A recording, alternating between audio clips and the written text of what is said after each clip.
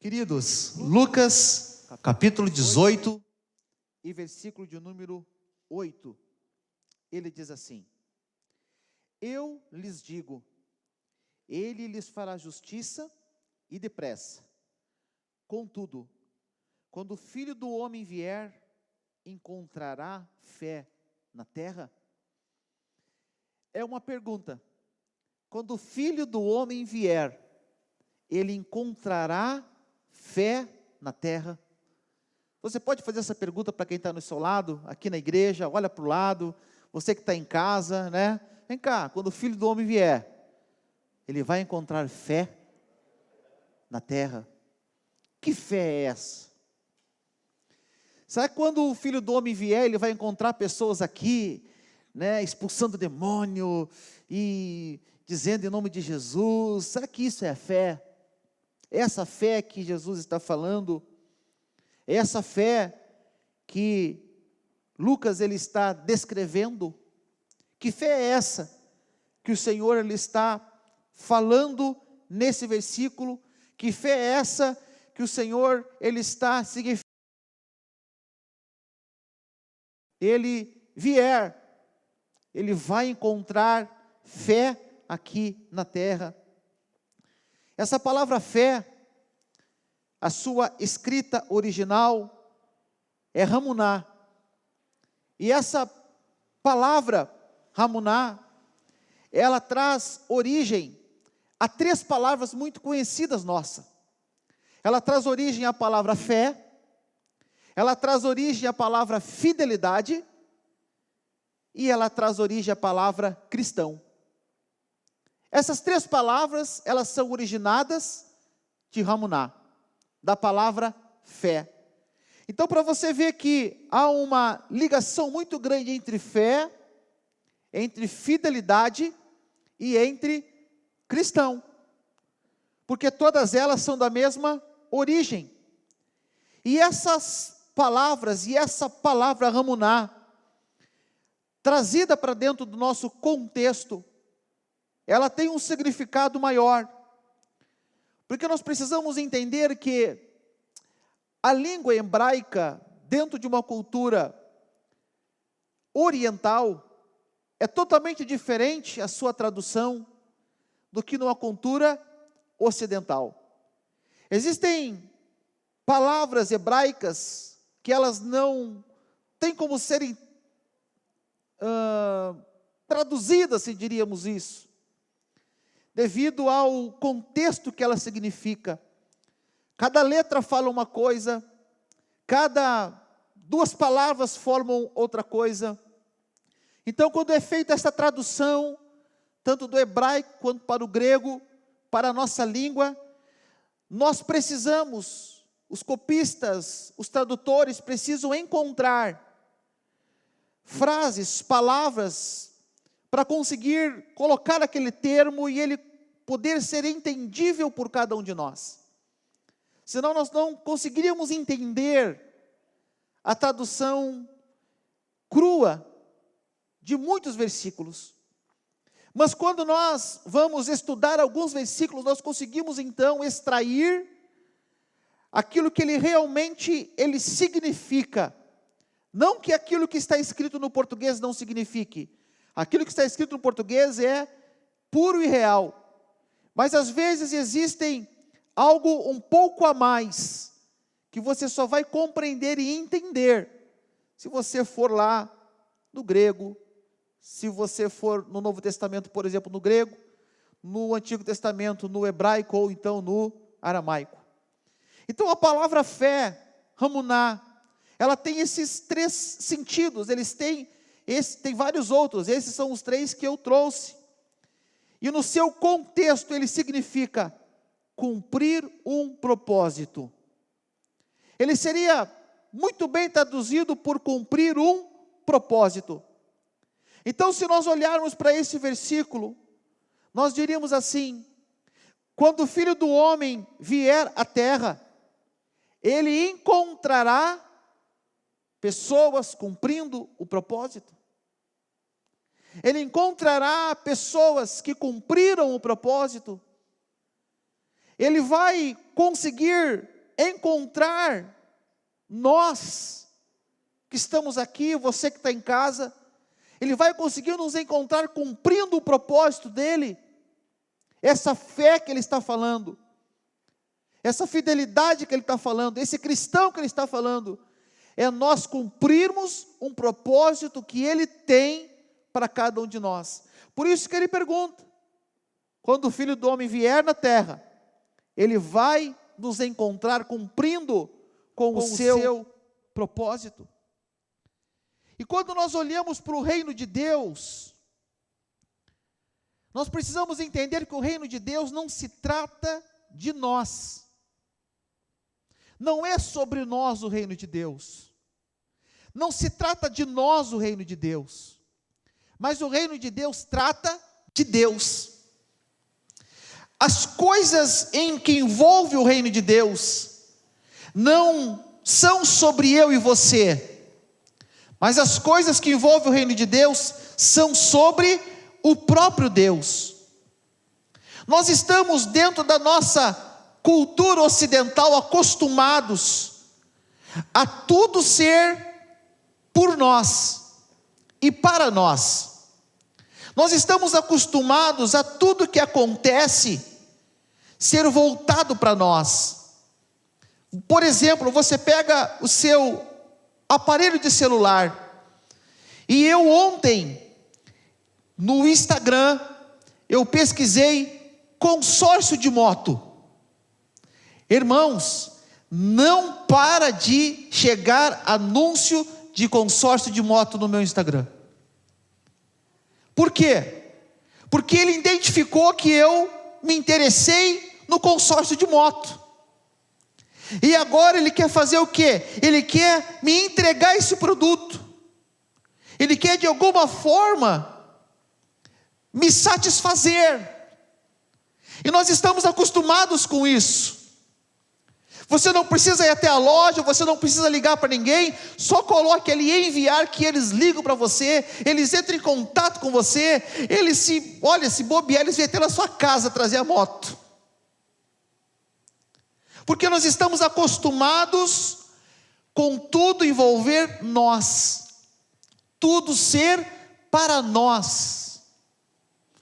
E o que importa é o que nós queremos, o que nós desejamos, e se está do nosso acordo e da nossa forma. Mas na verdade, nada é referente a nós, mas sim tudo referente a Deus.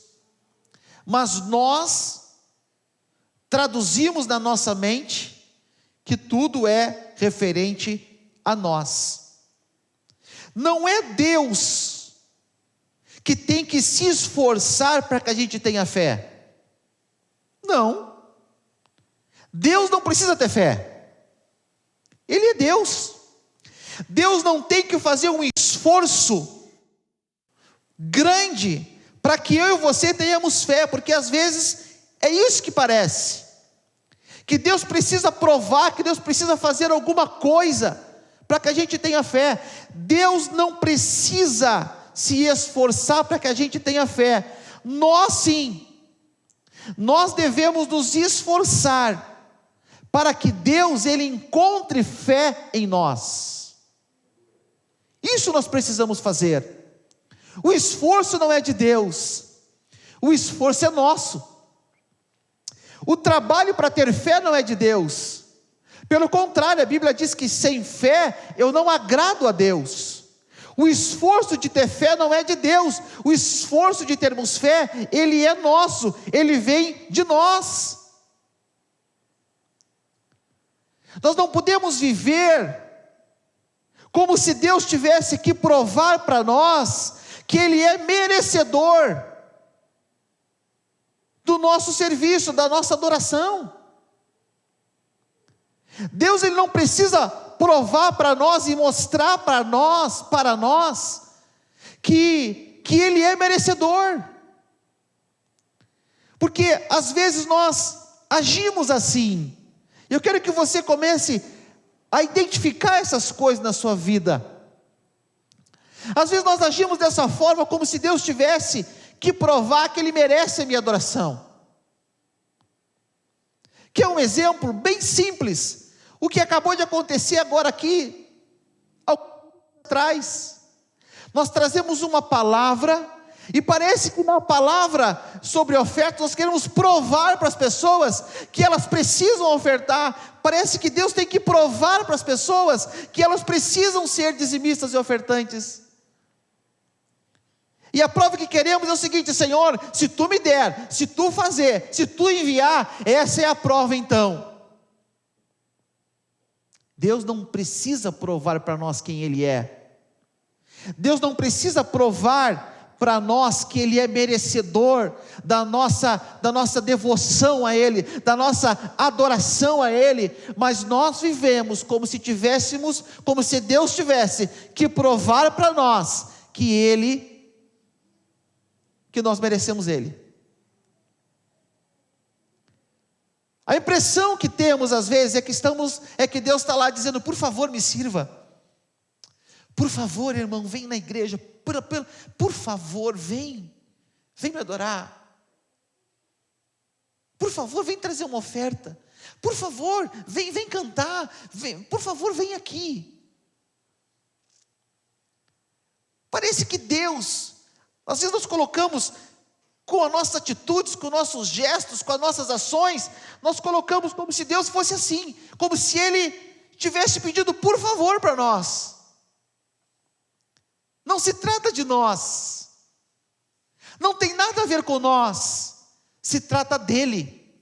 O que Ele fez, Ele já fez por nós, que foi enviar o seu Filho. Então não se trata do que eu quero, mas se trata do que Deus determinou para mim. Não se trata de uma satisfação pessoal na minha vida aqui na terra. Não se trata em eu ser satisfeito na terra, em eu ter bens e eu adquirir e eu ter tudo. Não se trata disso. O reino de Deus não se trata disso. Servir a Deus não se trata de ganhar tudo, mas sim se trata em satisfazer um propósito que Deus tem já determinado sobre as nossas vidas. É por isso que o Evangelho não se refere ao receber algo de Deus, mas o Evangelho se refere ao cumprir o propósito de Deus. Jesus, ele disse: sejam minhas testemunhas. Ele está dizendo, foi a maior prova de amor. Ontem nós estávamos aqui numa reunião com os líderes dos departamentos, e eu trouxe essa palavra a eles, e eu disse: olha, a maior prova de amor de Deus por nós, está lá em Atos 1, 18 ou 8, agora não lembro direito, 8, onde ele diz: olha, vão por todo mundo, pregue o Evangelho, sejam as minhas testemunhas. Ele está dizendo: olha, vai na tua cidade, vai no teu bairro, vai no teu país, vai por todo mundo, e seja a minha testemunha, diga às pessoas o que eu fiz por vocês, porque o que eu fiz por vocês foi por amor. Então, da mesma forma que eu amei vocês, testemunho pelo que eu fiz, para que o meu amor alcance a todos. A maior prova de amor, a maior prova de um propósito de Deus que não tem nada a ver com a gente, e tem a ver sim com Deus. Porque quando o Senhor vier buscar a sua igreja, e Ele vai buscar a sua igreja, e falta muito pouco para Ele vir buscar a sua igreja, cada dia que passa é um dia menos para que Ele venha buscar a sua igreja. Mas quando Ele vier buscar a sua igreja, não pense que Ele vai vir buscar aquele irmão, aquela irmã que frequenta o culto, que está ali todo dia, que vem na igreja de vez em quando. Vai vir buscar aquela pessoa que é bonzinha, que não faz mal para ninguém, que não fala mal de ninguém, que vive de qualquer jeito, simplesmente diz que é cristão. Mas o versículo que lemos diz que quando Ele vier, Ele vai encontrar aqui pessoas que cumpriram o propósito dEle. Ele vai encontrar aqui pessoas que fizeram aquilo que ele desejou, que ele quis, que ele planejou. Aí você vai dizer, pastor, então vão ser poucos os salvos. Pois é, vão ser mesmo. Irmãos, depois que Jesus vier buscar a igreja, no outro dia, às 8 horas da noite, vai ter uma reunião aqui com os que ficaram, viu? Eu não vou estar aqui, eu vou estar no céu. Mas aí, alguém dirige a reunião. Porque muita gente vai ficar. Pastor, estava amaldiçoando? Não, você ficar ou você ir não depende de maldição. Não depende de pastor, não depende de palavra nenhuma, depende de você. Mas, quando ele vier buscar a igreja, ele vai encontrar pessoas que cumpriram um propósito. Aí nós dizemos assim,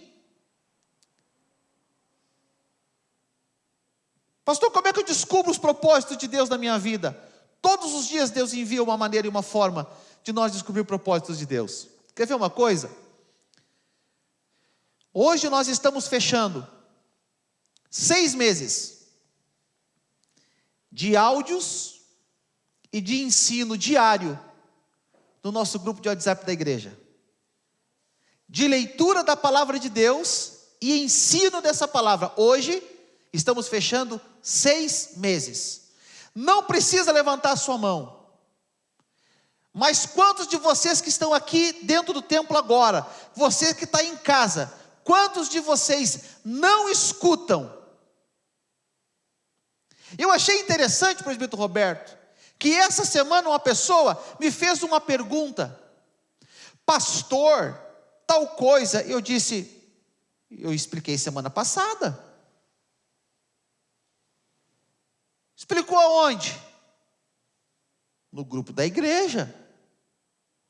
Ai, não deu para ouvir, para ver, não sei, tive tempo. Como assim? E de noite é hora de deitar? Por que não levanta 10 minutos antes? É 10 minutos de vídeo, de áudio? Por que não levanta 10 minutos de manhã antes? Então você está entendendo? Eu não tenho tempo, eu não posso, eu não consigo, mas eu tenho tempo de fazer uma postagem no Instagram, eu tenho tempo de curtir, eu tenho tempo de compartilhar, eu tenho tempo de largar vídeo em tudo que é lugar, eu tenho tempo de comentar os comentários de todo mundo, mas eu não tenho tempo de tirar um tempo para que eu cresça no Senhor. Será que o Senhor achará fé na terra? Eu tenho tempo para tudo. Eu tenho tempo para ver o jogo do Inter e do Grêmio.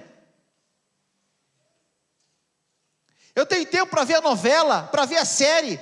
Pergunta para a galera mais jovem e para os mais velhos também. Começa a falar de série no meio deles. Eles vão falar tudo para você de série, mas não tem tempo para a palavra. Será que Deus vai encontrar fé na terra? E o que mais me assusta é os crentes que ficam olhando as séries diabólicas na Netflix ou em qualquer outro meio de olhar. Eu me assusto. Eu recebi um testemunho de um pastor. Ele se levanta de noite para ir tomar água. E quando ele passa na porta do quarto da filha, ele viu aquele monte de voz, várias pessoas falando, e ele disse, essa guria, 3 horas da manhã, está na internet conversando, e ele entrou na porta. Quando ele entrou na porta, a filha estava dormindo, deitada, e da boca dela saiu um monte de vozes diferentes, de pessoas diferentes. Ele se assustou com aquilo. Ele acorda ela e diz, filha, acorda, o que está acontecendo? E ela, meio sonolenta, acorda assim, nada pai, não está acontecendo nada, deixa eu dormir. Mas você está falando um monte de coisa, e pai, não estou falando nada, eu estou dormindo, deixa eu dormir. O pai deixou a filha dormir, fechou a porta, voltou para sua cama, mas ele ficou com aquilo na cabeça. Uns 15, 20 minutos depois, ele volta no quarto da filha. E quando ele chega no quarto da filha, a filha está aquele monte de voz de novo saindo da boca dela. Aquele monte de palavras saindo da boca dela, e ele não sabia o que era. E ele acorda, e ele diz assim: filha, filha, acorda. E a filha simplesmente abre os olhos, assim, arregala os olhos para ele e diz assim: não é a sua filha que está aqui. Naquele momento ele começa a orar pela filha, a repreender, a filha se endemonia. Dentro daquele quarto acontece aquele escarcéu que você sabe como é. Ele expulsa o demônio da sua própria filha, dentro da sua própria casa. E a sua filha começa a chorar, e ela não consegue falar, e ele pergunta: vem cá, o que está acontecendo? Como que isso foi acontecer aqui dentro da nossa casa? E eles foram verificar aquela menina.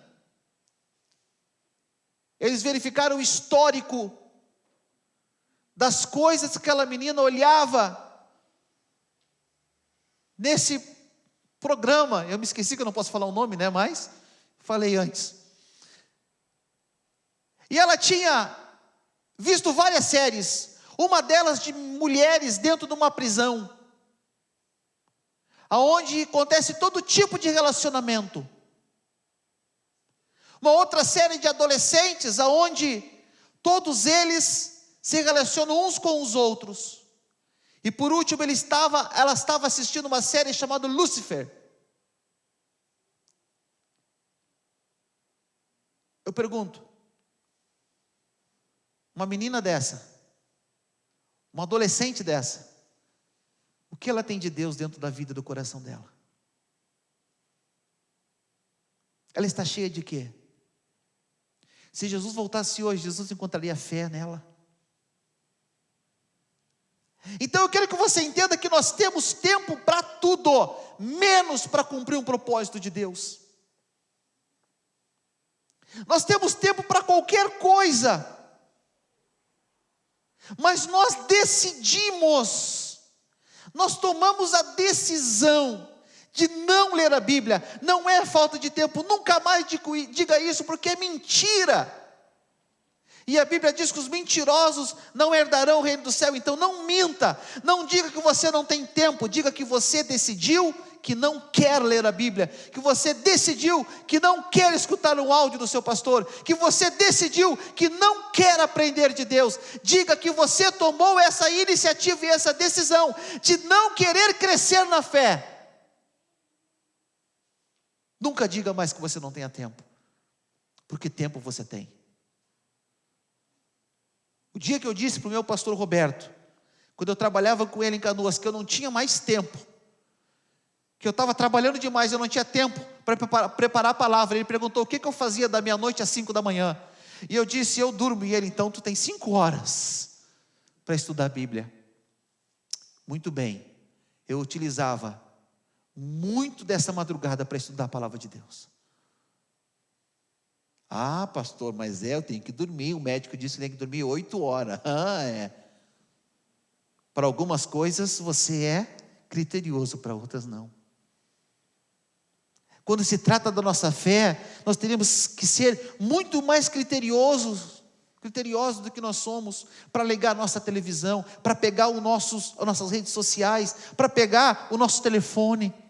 A gente tinha que ter critério para mexer com esse negócio aqui. Não, a gente tem critério para isso aqui.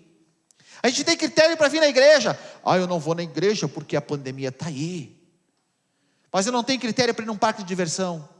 Eu não tenho critério para ir para uma pizzaria. Eu não tenho critério para ir para um restaurante. Eu não tenho critério para ir numa lancheria. Eu não tenho critério para ir no mercado. Mas eu tenho critério para vir na casa de Deus. Será que ele vai encontrar fé na terra? Eu tenho muitos pedidos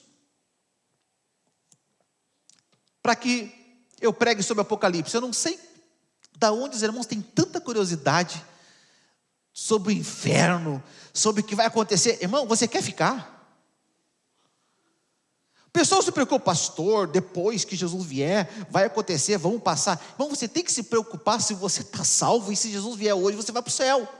Estou preocupado como é que é o inferno. Eu não quero saber do inferno, gente, eu quero saber do céu.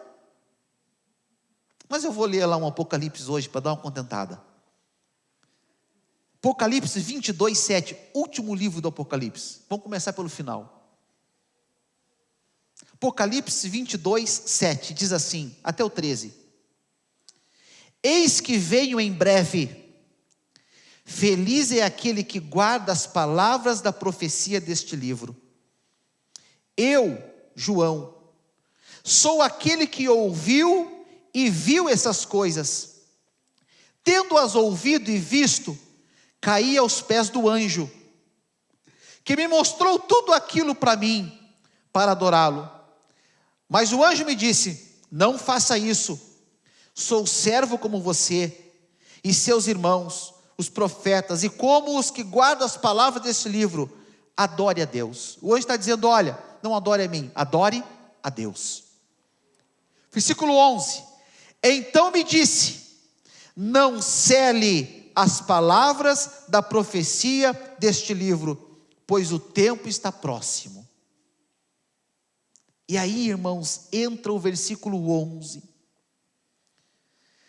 Continue o injusto a praticar a injustiça. Continue o imundo na imundícia.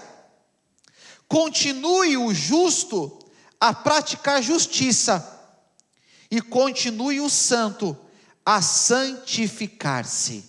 Aleluias. Pastor, o que isso quer dizer? Isso quer dizer exatamente o que está escrito aqui. Jesus, ele nos dá todas as ferramentas necessárias para nós vivermos uma vida de abundância na presença dele. Mas nós decidimos, às vezes, andar na injustiça. Nós decidimos, às vezes, praticar a injustiça. Nós decidimos, às vezes, viver na imundícia. É uma decisão nossa. Não tem nada a ver com Deus. É uma decisão minha, porque eu tenho livre-arbítrio. A Bíblia me deixa claro que o poder da decisão está nas minhas mãos. Eu tenho livre-arbítrio, eu tenho a livre escolha. São decisões que eu tomo. São atitudes que eu tomo. E aí você diz assim, mas pastor, quando que eu tomei a decisão de ser injusto, de viver na imundícia? Quando, pastor, que eu decidi isso? Porque eu nunca tomei essa decisão. Muito bem, irmãos. Nós tomamos essa decisão quando nós decidimos não andar na justiça, não andar na santidade, não atentar para a palavra de Deus. Quando eu decido na minha vida não praticar aquilo que a palavra de Deus está dizendo, então eu estou tomando uma decisão de me afastar dela e de me apegar a quê? A toda imundícia que vem ao meu redor. E eu acabo achando tudo normal. Daqui a pouquinho eu acabo achando normal um relacionamento entre pessoas do mesmo gênero. Pastor, é normal? Não é normal. A Bíblia diz que não é normal. Não é aceitável. Não é assim que Deus fez. Ah, pastor, mas hoje em dia é normal. Hoje em dia pode ser normal para quem não é crente, para quem não é salvo, para quem não é lavado e redimido pelo sangue do Cordeiro. Para nós nunca foi e nunca vai ser normal. Pastor, é perigoso dizer isso. Perigoso é não dizer e ver você ir para o inferno.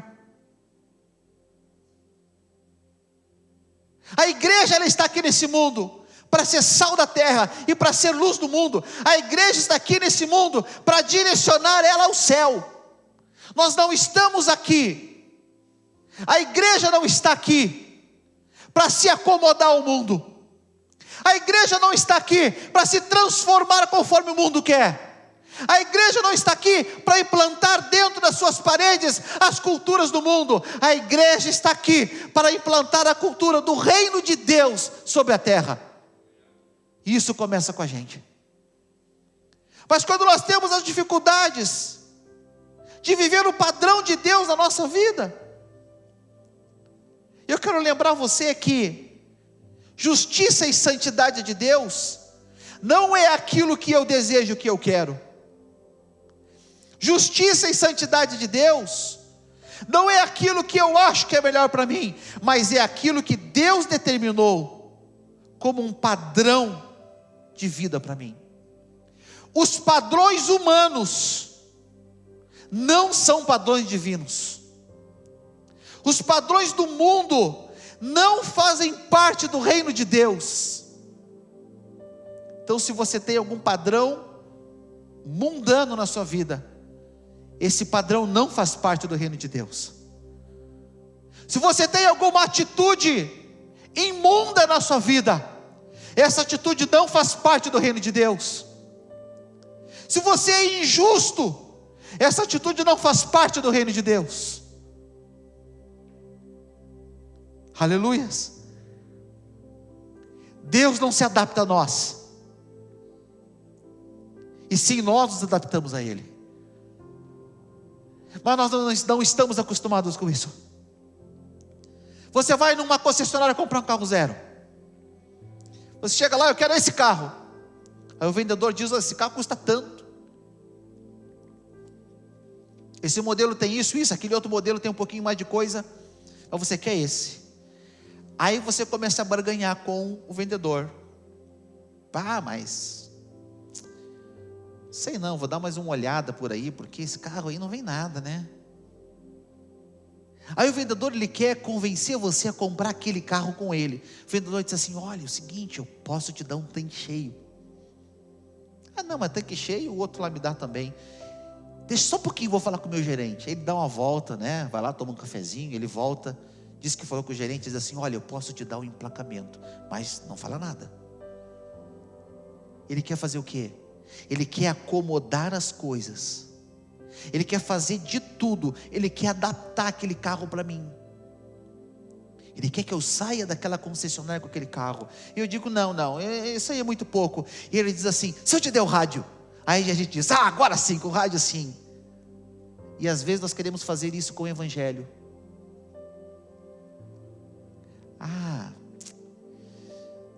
Se Deus fizer um milagre, né? Eu vou. Se Deus me der uma bênção, se Deus abrir aquela porta financeira, aí sim, aí eu vou fazer.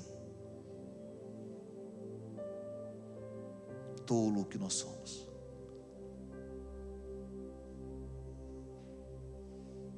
Deus não se adapta a nós, nós nos adaptamos a Deus. Versículo 12 diz, eis que eu venho em breve, a minha recompensa está comigo, e eu retribuirei a cada um de acordo com o que fez. Esse texto ele está se referindo diretamente àqueles que serão salvos. Por isso, queridos, nós não teremos diante de Deus a condição de dizer que não sabíamos que estávamos vivendo um caminho errado. Nós não vamos ter diante de Deus a condição de dizer que não sabíamos que tínhamos que viver uma vida de santidade. Nós não vamos ter a opção de chegar diante de Deus e dizer, eu não sabia que eu tinha que estudar a Bíblia. Porque esse cara que está aqui, o que mais ele fala para você? Leia a Bíblia, ore e jejue. É o que você mais vê eu falar. Então nós nunca vamos poder chegar diante de Deus e dizer, nós não sabíamos. Mas nós vamos poder chegar diante de Deus e dizer assim, nós somos injustos. Eu deixei a imundícia entrar no meu coração, eu fui desobediente à tua palavra. Queridos, o céu não sofre de amnésia. Sabia disso? Sabe o que é amnésia? Esquecer. Esqueci. Os maridos sofrem de amnésia aí do dia do casamento, né? Não pode sofrer essa amnésia aí, gente. Você não dá problema. O céu não sofre de amnésia. Apocalipse, vamos lá de novo no Apocalipse, capítulo 20, versículo 12 e versículo 13. Ele diz assim: vi também os mortos, grandes e pequenos, de pé diante do trono, e livros foram abertos. Livros foram abertos. Outro livro foi aberto, o livro da vida. Os mortos foram julgados de acordo com o que tinham feito, segundo o que estava registrado nos livros. O mar entregou os seus mortos que nele havia, e a morte e o Hades entregaram os mortos que neles haviam, e cada um foi julgado de acordo com o que tinham feito. O céu não sofre de amnésia, sabe por quê? Porque está tudo registrado. Ai, ai, ai, ai, ai. Agora pegou. Está registrado meus pecados lá, pastor? Tá. Xiii, agora ralou. Está registrado aqueles sitezinhos que eu visito? Como é que é? O IP está lá. Pastor, está registrado aquela mentirinha? Que é ela assim? Tá. Está registrado. Tudo foram julgados de acordo com o que tinham feito, segundo o que estava registrado nos livros. Há um registro nos livros dos céus de todas as escolhas e decisões que nós tomamos aqui na terra. Pastor, estou perdido. Tá não. Se não tivesse solução, irmão, nós estaríamos todos condenados. Mas tem uma solução e não estamos perdidos. O que eu faço então? É hora de acertar. Pastor, mas já está tudo escrito lá. Como é que eu vou fazer agora? Agora você vai ter que consertar. Porque Hebreus capítulo 10 e versículo 15 é a nossa carta de escape. Aleluias. Graças a Deus por Hebreus capítulo 10 versículo 15, irmãos. É o que nos safa, é o que nos livra, é o que nos faz respirar de novo. Porque Hebreus capítulo 10 versículo 15 diz que o Espírito Santo, ele também nos testifica a este respeito. Primeiro ele diz: essa é a aliança que farei com eles depois daqueles dias, diz o Senhor. Eu porei a minha lei em seus corações e a escreverei em suas mentes. E acrescenta: dos seus pecados e iniquidades não me lembrarei mais. Vamos explicar esse negócio aqui para não ficar mal entendido.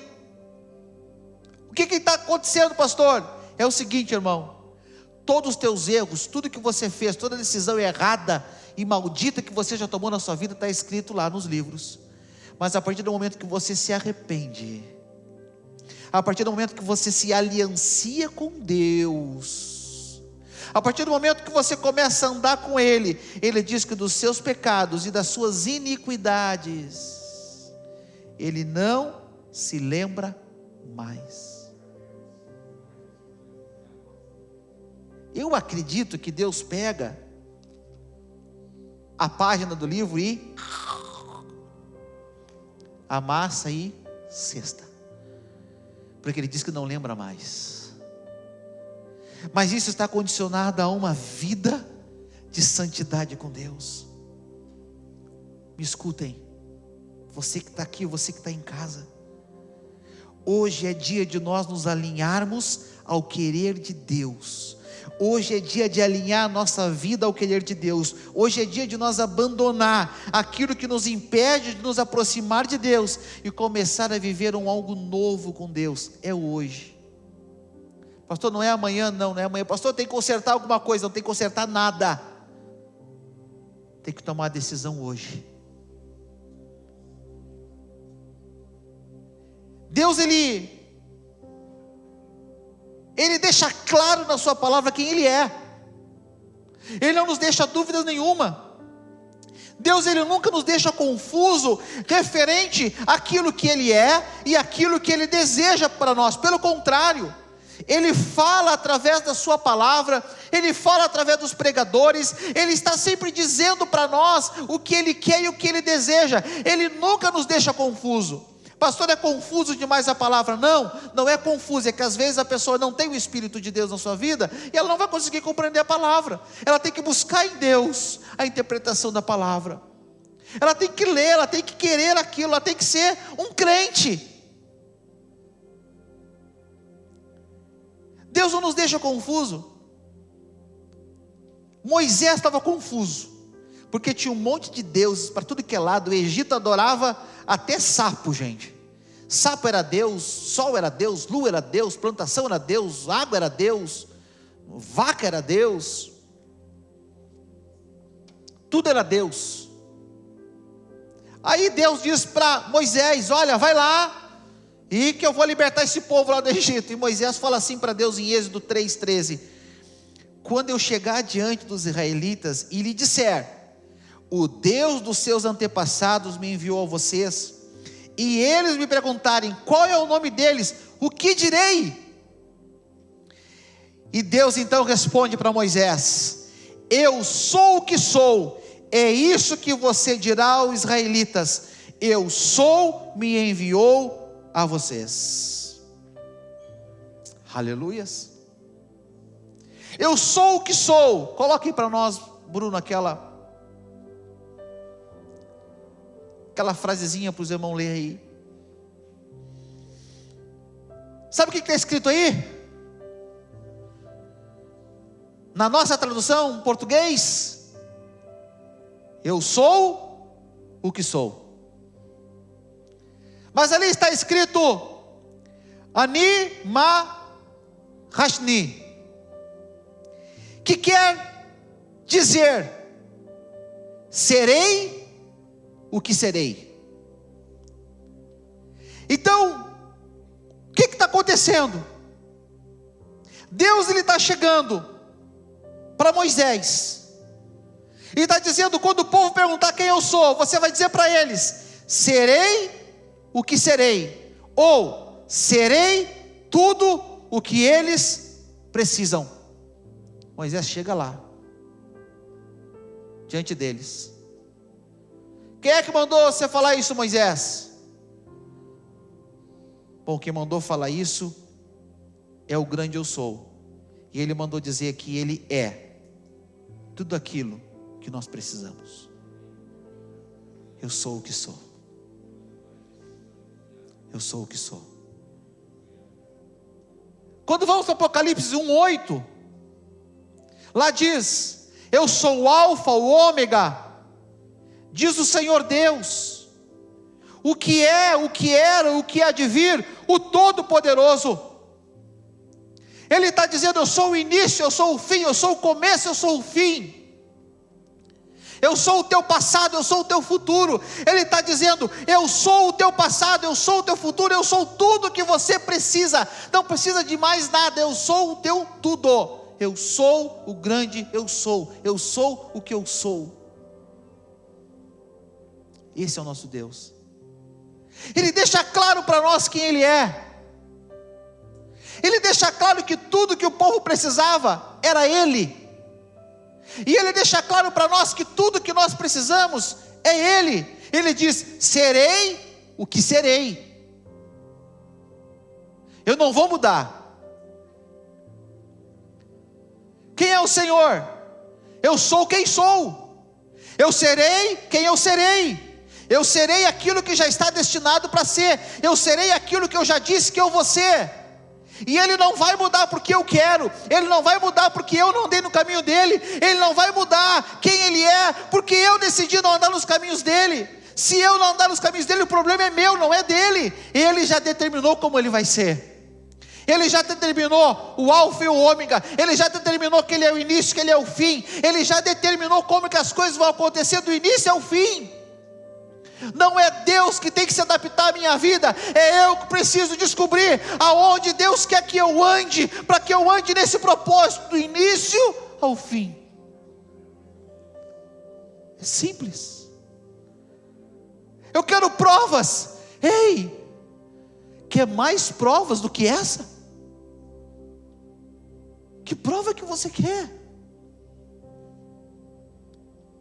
Se nós pedirmos uma prova maior do que essa, me perdoe, mas nós vamos estar sendo uns aproveitadores. Queremos aproveitar daquilo que Deus pode nos dar. Ele já disse quem Ele é. Nós somos tudo o que nós somos tudo, Ele é tudo o que nós precisamos. Ele é o nosso passado, e Ele é o nosso futuro. Ani Ma Hashni. Eu sou o que sou. Eu sou o que sou. Aleluias. A gente tem que pensar nisso, gente. A nossa fé tem que ser racional. A gente tem que parar e pensar.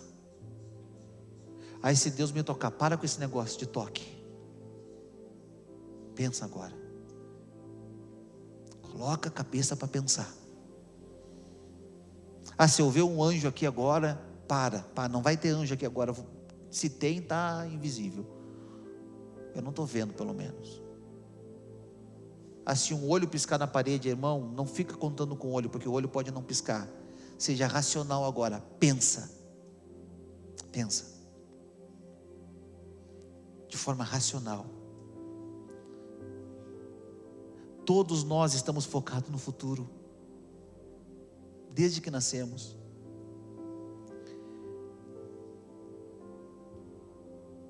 A gente diz, quem eu serei?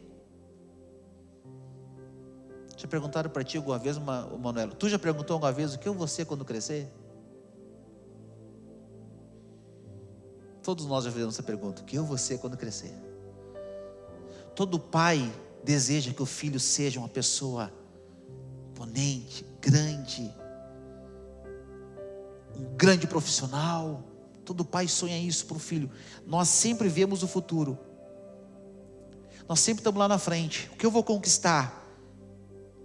Nós planejamos a nossa velhice. Olha, quando eu ficar velhinho, eu vou morar, de frente para uma lagoa, lá em Tavares. A gente tem planos para a nossa velhice, gente. Nós vamos envelhecer na frente da lagoa. A gente faz planos. Queremos alcançar tal lugar. Projetamos a nossa vida e o nosso futuro em cima daquilo que nós entendemos que é melhor para nós. Colhemos informações. O que tu acha que eu devo fazer? As pessoas elas dizem, olha, faz tal coisa porque isso dá mais dinheiro. Eu não estou preocupado com o propósito que Deus tem para mim. Eu quero fazer algo que eu consiga ganhar bem, porque eu quero ter uma vida boa. Eu olho o jogador de futebol andando de iate. Eu preciso de um iate. Aquela casa com aquela piscina. Eu preciso daquela casa, daquela piscina. Você precisa daquilo que você precisa. Você não precisa daquilo que você quer. Aí nós olhamos e nós colocamos algumas coisas. Eu preciso ser alguém que ganhe muito dinheiro. Eu tenho um plano. Qual é o seu plano? Eu quero ser rico. Será que se você for rico, você vai continuar sendo crente? Será que não é a corrida atrás do dinheiro que está fazendo você vir para a igreja? Será que não é uma permissão de Deus você está cada vez capelhando mais para você não sair dos caminhos dele? Porque se Deus talvez te der muito dinheiro, talvez você some. Vai viajar todo final de semana, vai visitar todo mundo, vai esquecer que existe igreja. Será que não é esse um dos motivos que Deus ele dá uma trancada lá nos cofres do céu? Para nos segurar? Será que não é essa a única maneira dele segurar a nossa vida? O dinheiro? Pensa. Hoje o culto é racional, você tem que pensar. A gente vai para o YouTube, quero aprender como ganhar o meu primeiro 1 milhão. E por aí vai, irmãos. São pouquíssimas as pessoas que perguntam para Deus, o que tu queres que eu seja? São pouquíssimas as pessoas que dizem assim, Senhor, tu é o início, mas tu é o fim também. Tu conhece a minha trajetória de vida. O que eu tenho que ser para cumprir o teu propósito? Tu me quer como um médico para que eu possa falar do teu nome? Tu me quer um engenheiro para que eu possa construir? Tu me quer como um arquiteto para que eu possa fazer as melhores obras para ti? Como é que tu me quer, Senhor? Tu me quer um advogado para que eu possa defender os meus irmãos, defender a minha igreja? Tu me quer sendo um grande empresário para me poder sustentar a tua obra? É assim que tu me quer? Como é que tu me quer, Senhor? Nós não perguntamos isso para Deus. Nós planejamos, fizemos o teste vocacional. O teste vocacional diz que eu tenho a tendência a ser um empresário. Passa a vida, você morre querendo ser um empresário e é um empresário frustrado. Nada cresce, nada acontece na sua vida. Sabe que em 99 eu estava no seminário. Eu noivei e fui para o seminário. Que luta. E todo final de semana o pessoal ia embora para casa. E eu não tinha dinheiro para ir embora para casa. Os irmãos da igreja, 30 irmãos naquela época, cada um dava R$10. É o que pagava os R$300 da minha mensalidade no seminário. E assim eu fiquei lá 1 ano. Quando algum irmão tinha misericórdia de mim, me enviava um troquinho a mais para eu poder pegar uma passagem, comprar uma passagem, ir até Rio Grande e voltar. Eu tinha que ir na sexta-feira de noite e voltar na segunda de manhã. Então, muito pouco eu fui embora para casa. A maioria do tempo eu ficava lá, sozinho, sem ninguém. Todo mundo ia. E um dia desse eu estava lá sentado no sol, comendo bergamota, lagarteando, com a saudade da Simone, a foto dela, noivo, louco para casar. O que eu estou fazendo aqui? Disse: Senhor, o que eu quero aqui? Eu vou me embora amanhã, vou arranjar um emprego, vou trabalhar e vou casar logo. Mas para onde isso? O que eu quero no seminário? Estou noivo, deixei a minha mulher lá. Vai que apareça um outro lá e me roube o meu trocinho. O medo vem. A gente já não é lá essas coisas, né? Então quando tem que segurar, gente, né? A gente é feio que dá dó. Quando tu acha uma coisinha mais ou menos, né? Tu te segura. Só que a minha não era mais ou menos, a minha era mais. E eu estou lá, naquela neura, eu vou embora. E não quero mais ficar aqui. E aí você já começa. E aí Deus, Ele me deu uma lambada no lado da orelha. Eu tinha que pregar numa congregação de noite. Sentei. Eu vou falar qualquer coisa.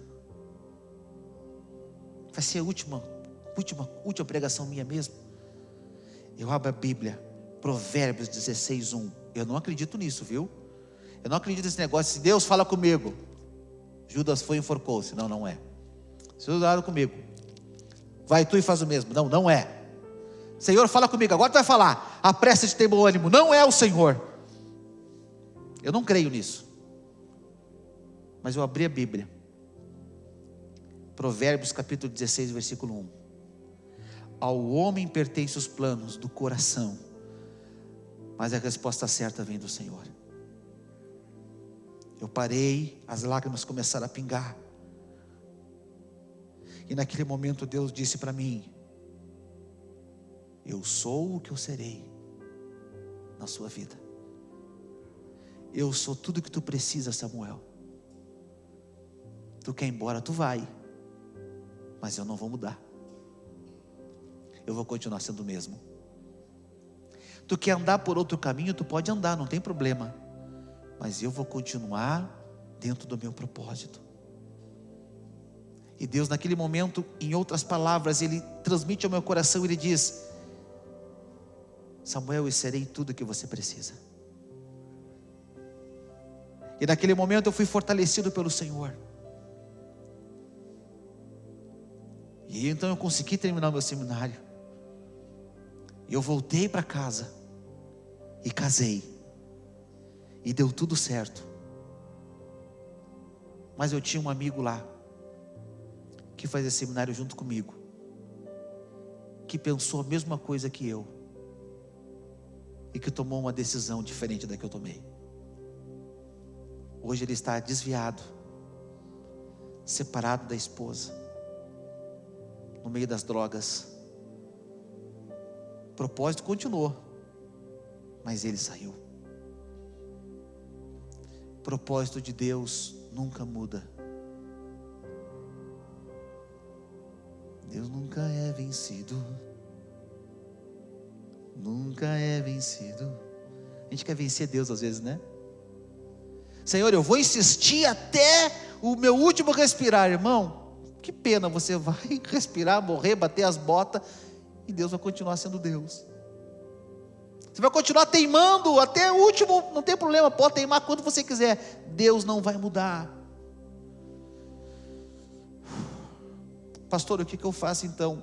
Eu estou assim, eu teimei com Deus até aqui, eu fiz tudo errado até aqui, eu pratiquei o que não era para praticar até aqui, eu fiz da minha vida uma esculhambação, eu fiz aqui uma mistura, eu não sei mais para onde eu vou, não sei mais o que eu quero, não sei mais o que eu tenho que fazer. Ei, escuta o recado de Deus para você nessa noite. Ele é tudo que você precisa. Primeiro recado de Deus: Ele é tudo que você precisa. Ele nunca muda, Ele nunca mudou. Ele é o alfa, o ômega, o início, o fim. Ele conhece o teu passado e Ele sabe e já determinou o teu futuro. Não é Ele que se adapta a nós, é nós que nos adaptamos a Ele. O que Deus quer de você?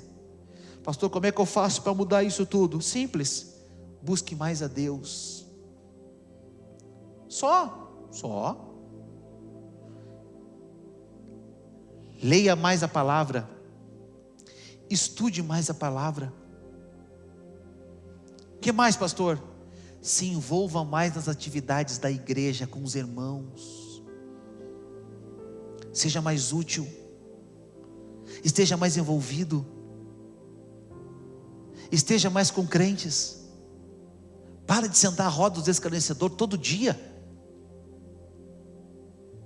Comece a sentar com crente, não para falar mal da igreja, fazer fofoca do pastor. Comece a sentar com crente para começar a planejar.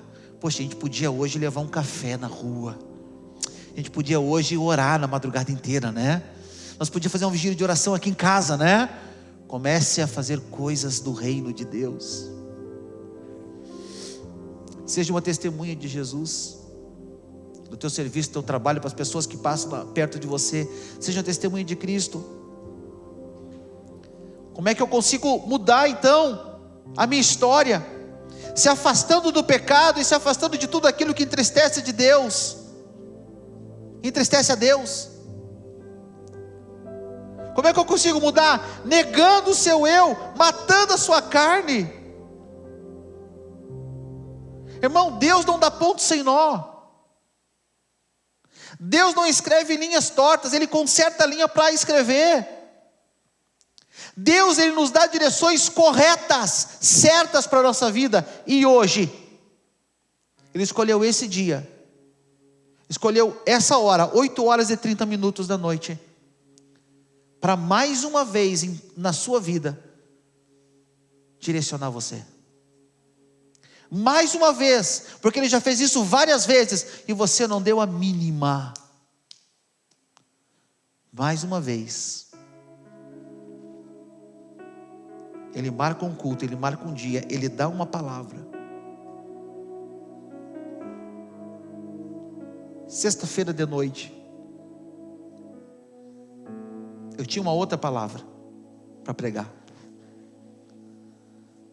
Dormi, deitei, não consegui dormir. E aí Deus na minha cabeça começou: eu sou o alfa, eu sou o ômega. Eu comecei a cantar, né? És o alfa, o ômega, início e fim. És o ar que eu preciso, tudo para mim. Eu não estava entendendo. A palavra estava pronta já para domingo, estava tudo certo. Eu ia pregar hoje sobre fé, porque a gente passou a semana inteira falando de fé.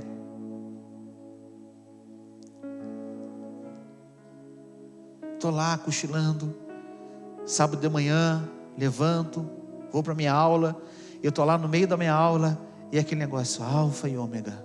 E eu, Senhor, o que é isso?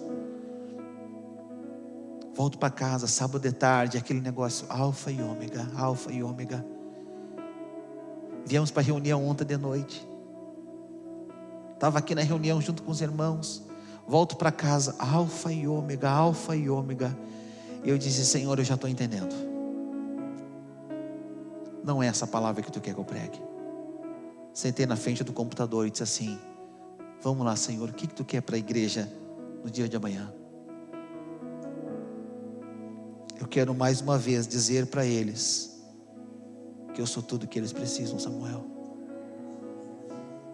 Eu quero encontrar fé quando eu chegar lá na terra. Eu quero encontrar pessoas que cumpriram o meu propósito. Eu quero encontrar pessoas que fizeram aquilo que eu queria. Não é mais tempo de nós ficar lutando com Deus. Ou melhor, deixa eu reformular aqui minha frase. Não é mais tempo de nós ficar lutando contra Deus, mas é hora de nós nos unir a Deus para cumprir um propósito maior nas nossas vidas. Vamos orar? Quero orar com você que está aqui na igreja, você que está em casa. Fecha teus olhos aí em nome de Jesus. Charamaste gerigarama kishi garamaste telemaka. Charamaste que rabate charamaconte.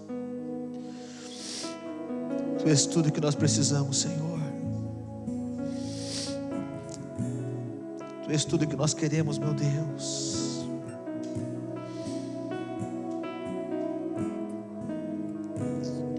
Tu és tudo que eu preciso, Jesus. Tu és tudo que essa igreja precisa, Senhor. Ani Ramachani. Eu sou o que sou, Tu és o que és. Quantas vezes, Senhor, nós fizemos tudo do nosso jeito. Quantas vezes nós agimos na nossa vontade, Senhor. Quantas vezes nós achávamos que estávamos tomando a direção certa, o caminho correto. Quantas vezes lutamos contra o Teu chamado, lutamos contra a Tua voz.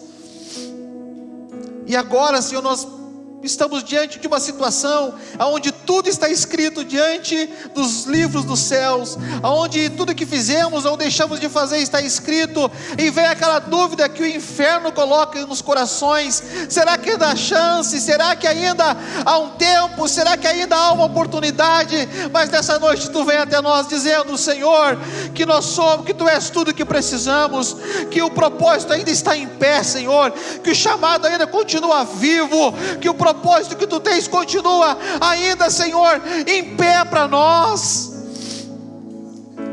Meu Deus, perdoa, Senhor, perdoa o tempo que a gente perde com a gente mesmo, perdoa o tempo que nós gastamos com, Senhor, as imundícias dos nossos pecados, perdoa o tempo, Senhor, que nós gastamos, Senhor, com as nossas injustiças. Mas nessa noite, Senhor, nós queremos nos alinhar contigo, Senhor, nos alinhar ao propósito. Meu Deus, esse homem que está aqui, essa mulher que está aqui, esse homem, essa mulher que está em casa, Senhor, nessa noite me ouvindo, que deseja alinhar o propósito, Senhor, novamente, vem nesse momento, Senhor, sobre as nossas vidas. Há uma nova chance, há uma nova esperança que é dada por Ti nessa noite, Senhor. Tu é claro conosco, Tu diz que somos tudo aquilo, que és tudo aquilo que nós precisamos, e nós cremos isso. Tu és o grande eu sou, Tu és tudo aquilo que nós precisamos. Tu és o nosso alfa, o nosso ômega, Tu és o nosso início, Tu és o nosso fim.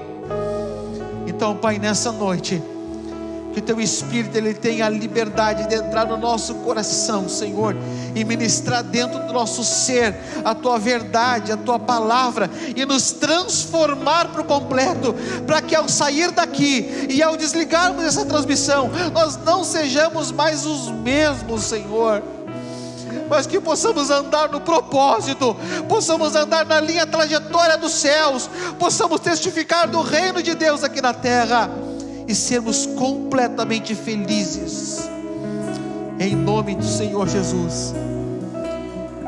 Eu oro nessa noite, Senhor, pela vida de cada um dos nossos irmãos, e eu peço que a Tua graça esteja sendo derramada sobre cada um de nós, em nome do Senhor Jesus. Amém.